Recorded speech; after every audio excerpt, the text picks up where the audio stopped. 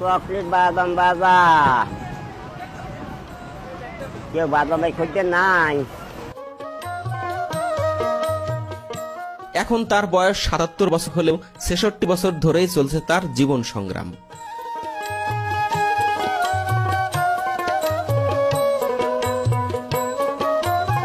নিঃসন্তান ও জন্মান্ধ আব্দুল গফুর মল্লিকের এই বয়সেও নারকেলের নাড়ু আর বাদাম বিক্রি করতে হচ্ছে ট্রেনে চড়ে চড়ে। যখন তার বয়স মাত্র ১১ বছর তখনই তিনি শিশুমনে সংকল্পবদ্ধ হন যে কখনো তিনি ভিক্ষা করবেন না। প্রথম জীবনে নিজেই নারকেল গাছে উঠে অন্যের নারকেল নামিয়ে দিয়ে যে কয়টি নারকেল পেতেন তা দিয়েই নারকেলের নাড়ু বানিয়ে বিক্রি করতেন।